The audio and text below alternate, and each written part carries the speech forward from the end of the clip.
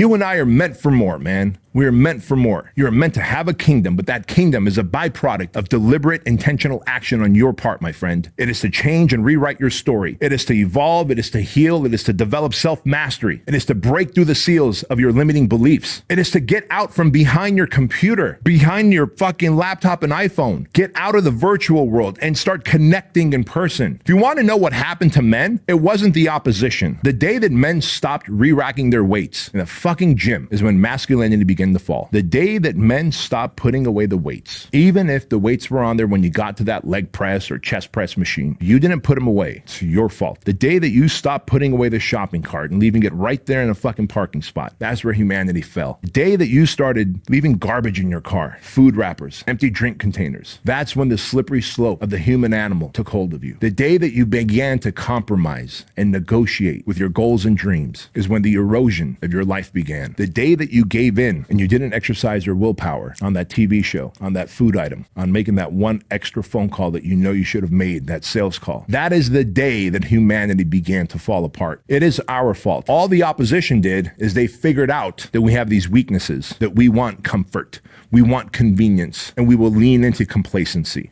And that is true, man. Guess what? I want a nice air-conditioned building. I want nice, comfortable clothes. I want food delivered to me. But I also realize that if I continue to give into my wants and feelings and constantly lean into the conveniences of life, the comforts of life, that I will soon erode and atrophy all of my physical, mental, and emotional muscles that keep me a hard motherfucker. And then when the hardships of life inevitably come, I won't have the mental, physical, and emotional strength and stamina to persevere. This is why I encourage you to do hard shit. This is why you must seek out hard shit, because life has gotten too convenient. The comforts of convenience of the current lifestyle that we live forces us to seek out discomfort and hardship intentionally so that we can stay prepared for battle. What kind of battle, B? Like, are we going to grab our weapons and go to battle? No, the battle for life. When the bad news comes that mom or dad has cancer, when the bad news comes that your kid broke their arm, when the bad news comes that you just got laid off or fired, when the bad news comes that you're going through a divorce, when the bad news comes that you got diagnosed with something, will you have the mental, emotional, and the physical stamina and fortitude to be able to lead yourself and your family through whatever hardship it is? When the bad news comes, you know what? Maybe, motherfucker, maybe you might have to grab a weapon or a pitchfork or a fucking piece of stick and go to battle with whoever decides to invade our great country. I don't know. They're fucking flying balloons with satellites hanging on it. What's next? Some say that World War III has started. It's just a different war. It's not missiles. It's mindset. It's the war of the mindset. They are destabilizing, demoralizing, and destroying your mind. TikTok is banned in China, but it's legal here.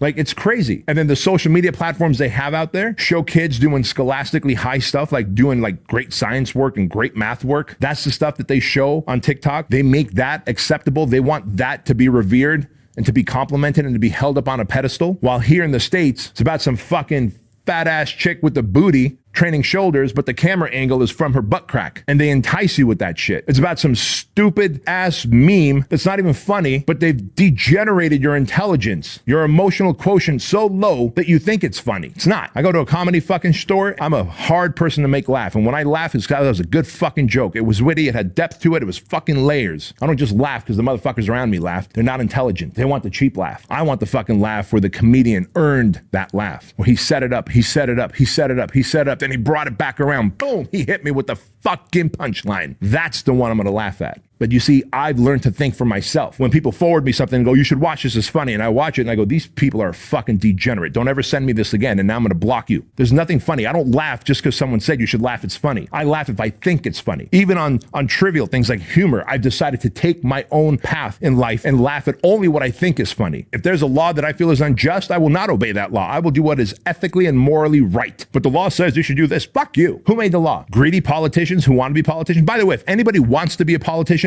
that should be rule number one. If you want to be a politician, that should immediately disqualify you from being a politician. Because that tells me you want some level of control and compliance over humanity. Fuck you. You know the type of people that should be in politics? People who are good people, who do good work, that run companies that are profitable, that have good morals and ethics, who are encouraged by their peers and friends and society. Hey, our country is going to shit. Our city is going to shit. Our state has gone to shit. You run a great organization. Your people love you. You have good character, moral, core values. Do you think that maybe you can go into office? We would love to back you. Like, that's the motherfucker I want in office.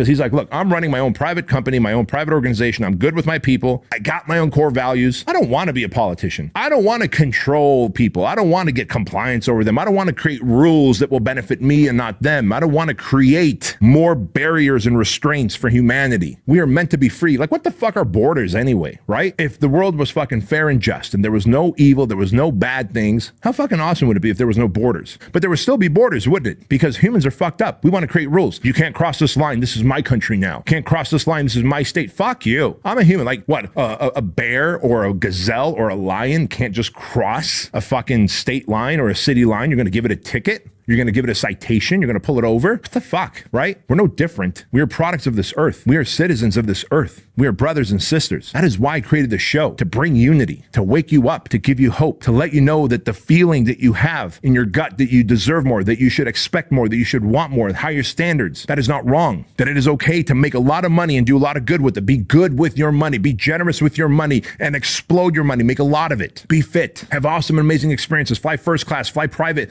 Live in castles like I did with my family when we went to Scotland. We lived in fucking Edinburgh Castle. Fuck staying at a 5-star hotel. I want you to fucking stay in a castle and to give that experience to others. That is what you feel, right? You're like, I know I'm meant to inspire others. I know I'm meant to help people. Yes, do it. You do that by first helping yourself. Create financial freedom. Create physical freedom. Create mental freedom. Begin to question authority. Become a free thinker. Set high standards. Pay it forward to others. Solve your life's problems yourself. Figure shit out. There is no one man that you ought to put on a pedestal ever, ever, ever. Don't walk around trying to put your fucking umbilical cord into someone else's belly button. No one man has the power or control over you ever. There is no one man that should be put on a pedestal. You are the man that goes on the pedestal. You are the fucking top G. You are it. You are the fucking man. What you feel is accurate. It's unfortunate that you act upon what they tell you, which is, whoa, whoa, whoa, slow down, be careful. They want to make you a crop duster. They want to defang you, declaw you. They want to take the lion that you are and put you behind a cage and feed you some low quality meat 3 times a day in a controlled environment. You ever go to the zoo and you look at the fucking lion, he's just laying there? Yeah, it's got a pulse. Yeah, it's got body heat. Dead eyes, laying there, not doing what a fucking lion does, which is to chase, which is to be chased, which is to explore, which is to hunt, which is to fuck. Like, that is what you're meant to do. But what's stopping you? What's stopping you is the story that you keep telling yourself, the victimhood that you keep accepting. And that is what this show here is meant to do. It is to help you build your kingdom. It is to help you realize that you are meant to be a good man, not a nice guy, but a good man. Bedros, what do you mean by that? What's the difference between a nice guy and a good man? You see, a nice guy, as told by Robert Glover in his book, No More Mr. Nice Guy, he's that passive-aggressive man. He's that guy who doesn't follow his dreams. He's that guy who accepts everything that is thrown at him and doesn't set boundaries. He's that guy who sees himself as a victim. He's that guy who feels like his fire is snuffed out. He relates more to Al Bundy. Look up Al Bundy if you haven't seen the show Married with Children. He was this big dopey dad who couldn't get anything right. That's the nice guy, the passive-aggressive guy who just has given up on his dreams and hopes. You need to be a good man, a savage and a servant. That is a good man, a lion and a lamb, a protector, a provider, a man who wants to build and develop his kingdom, a man who wants to serve his community, a man who is willing to stand in the gap between good and evil, a man who is willing to be a gentleman, who's willing to be chivalrous, a man who can take his daughter out on date night and then tear the fucking heart out of a bad guy in the very next minute. That is a good man.